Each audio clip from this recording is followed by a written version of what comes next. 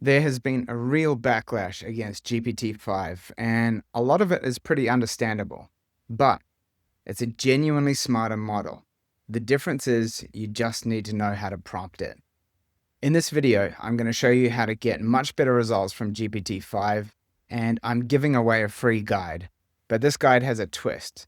You don't even need to read it to use it.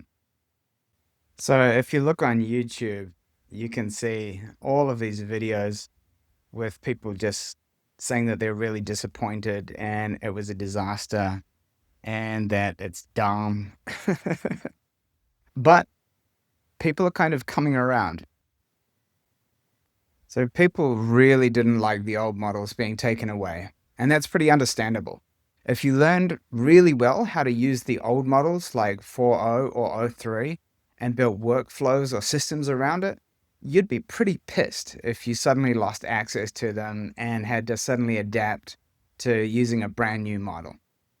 One person made a bit of a splash by saying that they'd lost their best friend because the responses from GPT-5 were so much more clinical than what you got from the old ones.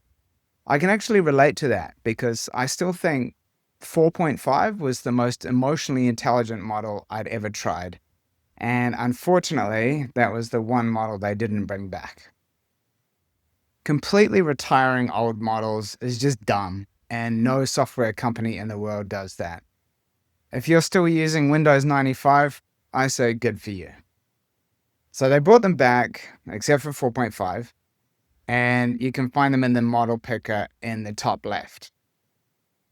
At the release, the model router, the thing that decided how much reasoning to apply, broke, and people were getting really inconsistent outputs. Plus, they kind of punished power users, their biggest fans, like me, by putting hard caps on usage limits for the highest level of thinking. So yeah, they screwed up, and fortunately, they've fixed that for the most part. GPT-5 is objectively a smarter model. It hallucinates now less than 1% of the time. It's pretty amazing at coding, and it's less sycophantic. That just means it doesn't blow smoke up your ass and tell you how wonderful and smart you are, which I think is a very good thing. But with those improvements, prompting got harder. You can get inconsistent results if you don't tell it how much to think. And because it hallucinates less and is less sycophantic, it won't fill in the gaps as much, and it will try to be as factual as possible, which might make it seem a bit abrupt. But in the end, it's a reasoning powerhouse. OpenAI published a prompting guide, and I've taken the main points from that to build my own guide that is super easy to use for anyone to get the best results out of ChatGPT-5, including a prompt library, especially for marketers and designers. Okay, so this is just a quick overview of the main points from OpenAI's prompting guide. First of all, tell it to think more. You can tell it to use ultra deep thinking mode. Next, tell it to plan. So decompose or break down requests, identify ambiguities, structure its approach, and validate its ideas before it moves forward. Be extremely explicit. So this is telling it what tone, style, output format, what success looks like, just telling it to do all of that. And GPT is really good at following precise instructions. Structure, again, is really important, and you're going to get much better outputs when you have consistent structure. If you tell it to show its thought processes, even just saying, show your thinking in 3 to 5 bullets, you're going to get better results. Avoid contradictions. If you can avoid that, it's going to use fewer tokens, waste less time, and it won't get confused.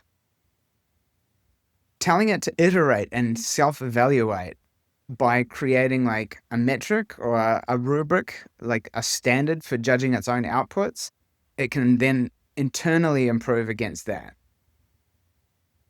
Parallel processing just means it can handle different tasks at the same time if you tell it to. But you might want it to not do that if you want to do something sequentially. You can tell it exactly how much to think and how much to write. And with that, let's get onto the guide. Okay, so first of all, the simplest possible way to do this is to not even read the guide. Maybe you can't be bothered. Maybe you don't have the time. So what you can do is just attach this guide. I've designed this guide in such a way that you can just attach it to any prompt that you've written and then paste this small prompt here. So it says, attached as a prompt usage guide, use the knowledge in this document to improve the prompt below and the outputs you produce. If my prompt is vague or contradictory, fix it first, silently if simple, or ask one concise question if blocking. And then you paste your original prompt. So what ChatGPT-5 will do is read this document right here, read your prompt that you're trying to fix, and then it's going to structure it like this. So this is the ultimate prompt that you can use for just about anything. And this is how most of the prompts in this guide are structured. So you're giving it a role, a goal, an output with exact deliverables, telling it to show its thinking, validating a checklist against itself, figuring out the next steps, and then you're controlling like how much it reasons, how long the response should be, how autonomous it should be, and whether or not it should think in parallel. Okay, so let's put this to the test. Let's grab this quick method prompt, just copy it, and bring it over to ChatGPT. Now, I've already written a very simple prompt here that you can use for a variety of different things, by the way. So given this product, and I've said my AI fast track workshops for your audience, marketers and designers, list 3 crisp value propositions and a 1-line elevator pitch each. No jargon, and with a proof point or example. So before that, I'm going to paste in my prompt from the guide, and I'm going to attach the guide. And now we'll let it do its thing. So we can't actually see how ChatGPT has improved our prompt because that's happened on the back end. So it's using all the information in the guide to improve the prompt for itself and direct its own thinking. Okay, so using the guide, it thought for 1 minute and 11 seconds, and it's given us 3 ideas. Real outputs, same day. The elevator pitches, we spend the day building so you can leave with usable campaigns, templates, and a simple workflow you can repeat. 2, faster turnarounds. 3, on brand at scale. So yeah, if you want to make it super simple on yourself, just use this really simple prompt right here, attach the guide, and you're good to go. Now, I have added a point here about deep mode or ultra thinking mode. So you can also paste this after your original prompt. So whatever you've told it to do, and you want to tell it to think really hard on a problem, just paste this right here. It's going to put as much thinking as possible into it. Now, a couple of case studies. I've written some template prompts that are especially useful for marketers and designers. For example, like marketing research, strategic advice, LinkedIn post writer, email outreach, website copy update, campaign brief, and then like a little bit at the end about pocket controls. So telling it like when to stop, when to be careful about the assumptions that it uses, when it should ask you questions and stuff like that. You can read that if you want to. And also a prompt repair prompt. So if you've got kind of a messy prompt, you can paste this in with your prompt and it will fix it for you. There's a short explainer at the end, and yeah, I hope you find it really useful. That said, let's just try one of these out to see how they work. So one that I wanted to try was this market research 1-pager. Okay, so I've pasted that prompt into ChatGPT-5 and I've said, okay, you're a senior marketing analyst, research the top AI tools for graphic design tasks. look just at the last 2 months because AI moves so fast that old news is really old.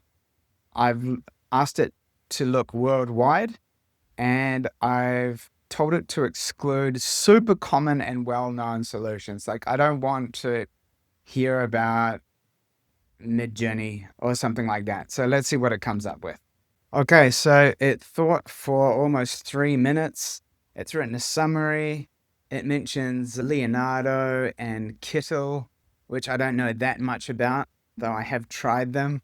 It's given us audience insights, demand signals and trends, key competitors and alternatives, risks and unknowns. It's listed its sources.